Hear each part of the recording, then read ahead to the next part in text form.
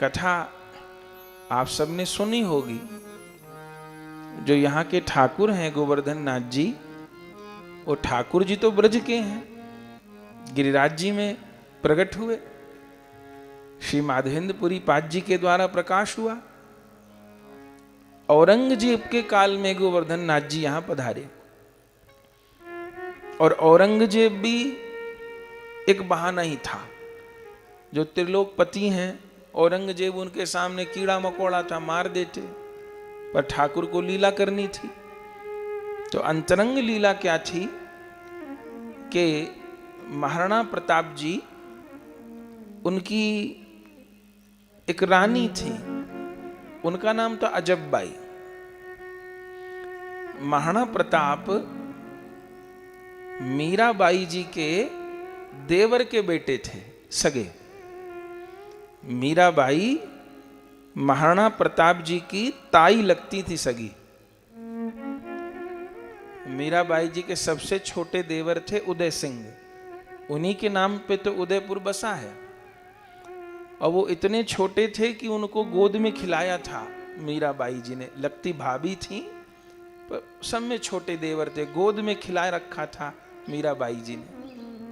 फिर बाद में मीराबाई जी तो वृंदावन चली गई, फिर द्वारिका जी में उनको प्राप्ति हुई।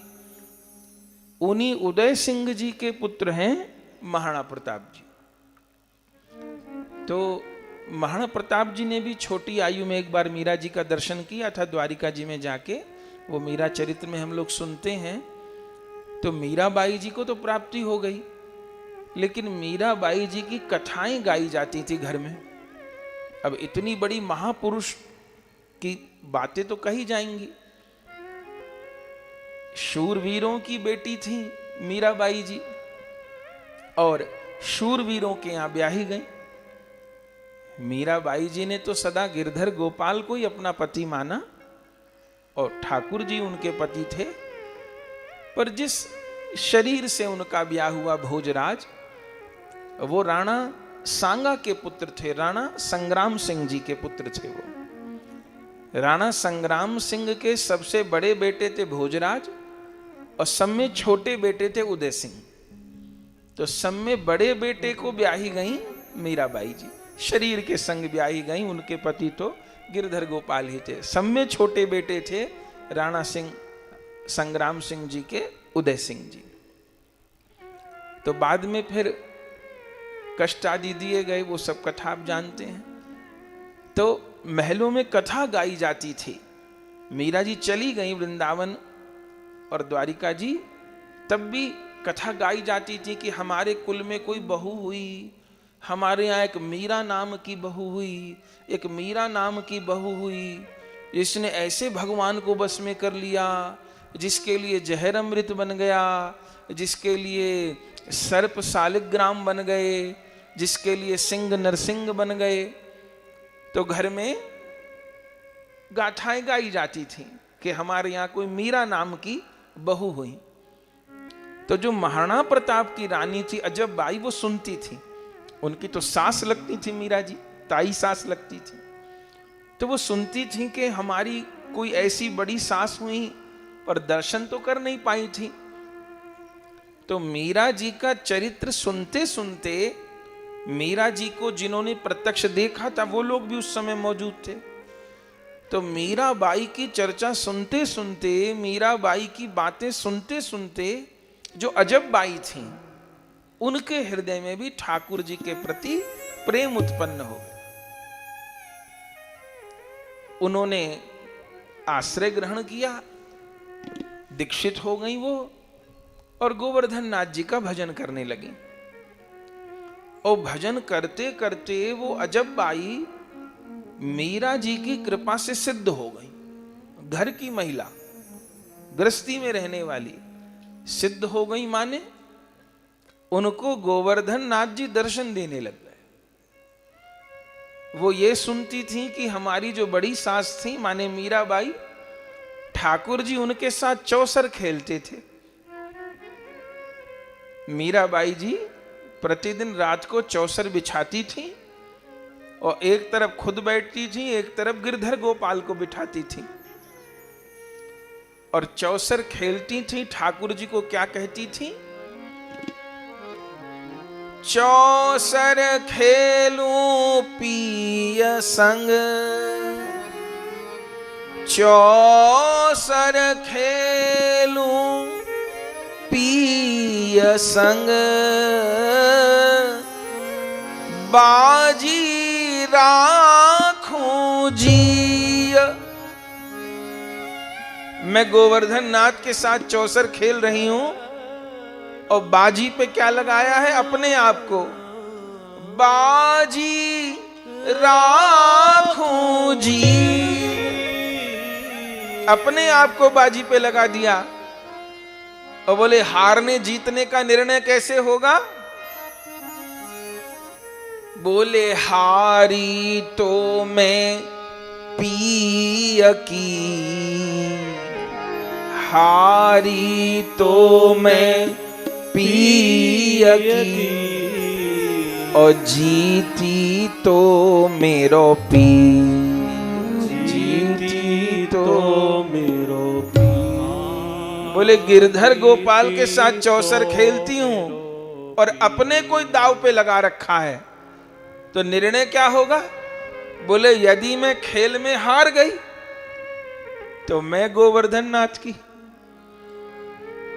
और यदि मैं हार गई तो मैं गोवर्धन नाथ की, और यदि मैं जीत गई तो गोवर्धन नाथ मेरे।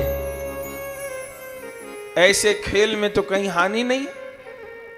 तो मीराबाई खेलती थी, तो अजब बाई ये सब कथाएं सुनती थी, तो उनके मन में आया मैं भी ठाकुर जी के साथ खेलूं। और मीराबाई जी की कृपा कि ठाकुर जी पधारने लगे उनके साथ खेल। अजब बाई भी अभी भी चित्तौड़गढ़ में किले में आप जाएं तो अभी भी वहां कुंभ श्याम का मंदिर है, वहां मीराबाई जी ने भजन किया। अभी भी वहां रात को मीराबाई जी के घुंघरू की आवाज आती है। तो वो तो उनके परिवार ही की थी अजब भाई। तो मीरा जी का चिंतन करते करते, अच्छा महापुरुष कहीं जाते नहीं हैं, महापुरुष रहते हैं। ऐसा भी न समझिएगा कि गोपाल गिरी जी महाराज कहीं चले गए, ऐसा नहीं। महापुरुष लोग रहते हैं, एक रूप से भगवान की सेवा में जाते हैं, पर जहां भजन करते हैं, तपस्या करते हैं, वहां पर भी रहते हैं। ये जो कुछ विस्तार हो रहा है, उत्सव हो रहा है, ये उन महापुरुषों की कृपा और उनकी इच्छा से ही हो रहा है। हम आप सब तो निमित्त बने हैं, पर इच्छा कृपा शक्ति उन्हीं की है। तो मीरा जी की कृपा से उन अजब बाई को प्रभु का दर्शन होने लग गया, और वो भी ये चौसर का खेल खेलने लग गई। ठाकुर जी के चौसर खेलो पिय संग, बाजी राखूं जी, हारी तो मैं पिय की, जय, जीती तो मेरो पी। क्या कहना। तो ठाकुर जी पधारने लगे और अजब बाई खेलने लगी। वो भी ऐसे ही चौसर बिछाती थी। हर बार ठाकुर जी जीतते थे और अजब बाई हारती थी। बहुत समय तक ये चला। एक बार गोवर्धन नाथ जी हार गए और अजब बाई जीत गई। हर बार अजब बाई हारती थी और फिर प्रभु जो कहते थे वो करती थी। ठाकुर जी कहते मुझे गा के सुना, मुझे नाच के दिखा, मुझे ये भोग लगा, मेरे लिए बागासी, मेरे लिए ये, तो जो कहती थी, कहते थे प्रभु वो करती थी अजब बाई। हमेशा वही हारती थी। अब छलिया से कौन जीते। तो एक बार अजब बाई जीत गए, ठाकुर जी हार गए। तो अजब बाई ने कहा प्रभु अब तो आप हार गए। भगवान ने कहा हार गए, अब हारे भी अपनी इच्छा से ही होंगे। बोले अब तक आप जो चाहा मुझसे करवाते रहे, अब मैं जो चाहूंगी वो आपको करना पड़ेगा। ठाकुर जी ने कहा क्या करना है? तब अजब बाई ने कहा, बस यही करना है कि अब आप आ गए हो तो जाओ मत, अब आप यहीं विराजो, अब आप यहीं विराजो। मैं बार बार गिरिराज जी जा नहीं सकती और आप आते हो कृपा करने, लेकिन जाते हो तो मुझे बहुत कष्ट होता है, मेरा पूरा दिन रात रोते बीतता है, अब आप विराजो। पहले तो भगवान टाल मटोल किए और आखिर में गोवर्धन नाथ जी ने कहा ठीक है, मैं आऊंगा और यहीं रहूंगा। ये मुख्य कारण है। औरंगजेब तो गौण कारण है, ठाकुर जी तो 10 बहाने बना देते हैं अपने से। बाह्य कारण औरंगजेब है, जैसे रावण को मारना बाह्य कारण है श्री राम के अवतार का, लेकिन शबरी जी के फल खाना मुख्य कारण है। रावण को तो साकेत में बैठे बैठे भी मार सकते हैं, पर कौशल्या जी की गोद में खेलना, केवट भैया की नौका में चढ़ना, शबरी जी का आतिथ्य स्वीकार करना, यह मुख्य कारण है। तो ठाकुर जी फिर औरंगजेब वाली कहानी तो सब जानते ही हैं। फिर ठाकुर जी चले। उस समय क्या होता था, मुगल लोग आक्रमण कर देते थे तो फिर सब बंडा लोग लेकर के भागते थे। तो ठाकुर जी को आज भी श्रीनाथ जी में वो रथ है, जिस रथ में बैठ करके गोवर्धन नाथ जी यहाँ आए थे। रास्ते में अनेक जगह रुकते रुकते, अनेक जगह चरण चौकी है, कोटा में चरण चौकी है श्री नाथ जी की, अनेक जगह ठाकुर जी रुकते रुकते आए और विहार कर रहे थे। अब कहां जाना है गोवर्धन नाथ जी को खबर नहीं, घूमते रहे। लेकिन जब इस क्षेत्र में आए, ये सब श्रीनाथ जी का ही विहार क्षेत्र है, तो इस क्षेत्र के पर्वतों को देख करके श्रीनाथ जी क्या कहते हैं सेवकों को, इन पर्वतन को देख के तो मोकू गिरिराज जी की सुधि आवे। क्या बोले ठाकुर जी? इन पर्वतन को देख के मोकू गिरिराज जी की सुधि आवे। और जहां राम है वहीं अयोध्या है, जहां गोवर्धन नाथ है वहीं गिरिराज है, वहीं ब्रजमंडल है। तो ठाकुर जी को ये अरावली, ये वृक्षावली भा गई और चल तो रही था उनका रथ।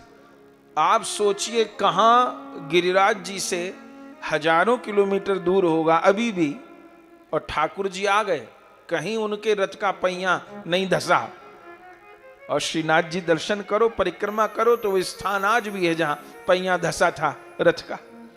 और जहां श्रीनाथ जी विराज रहे, वहां आके जिस बग्गी में ठाकुर आ रहे थे वो पहिया धस गया जमीन और निकले ना। सबने बहुत जोर लगाया, चूंकि मुगलों का भी भय रहता था, बहुत जोर लगाया। तब ठाकुर जी आज्ञा किए, मैं यहीं विराजूंगा। और ऐसे विराजे गोवर्धन नाथ कि सैकड़ों बरस बीत गए, यहीं बैठ करके सेवा आप प्राप्त कर रहे हैं। तो ये श्रीनाथ जी की विहार भूमि है। श्रीनाथ जी कोई मंदिर में बंधे थोड़ो रहते हैं। जैसे गिरिराज जी विराजते, जब श्रीनाथ जी तो पूरे ब्रज 84 कोस में भ्रमण करते, कभी कहीं लीला कभी कहीं लीला, ऐसे यहां विराजते हैं। तो इन सब जगह गोवर्धन नाथ विहार करते हैं। और यहां जितने भी प्रत्यक्ष अप्रत्यक्ष सिद्ध महात्मा बैठे हैं, वो निरंतर गोवर्धन नाथ जी की लीलाओं का दर्शन करते हैं, आस्वादन करते हैं।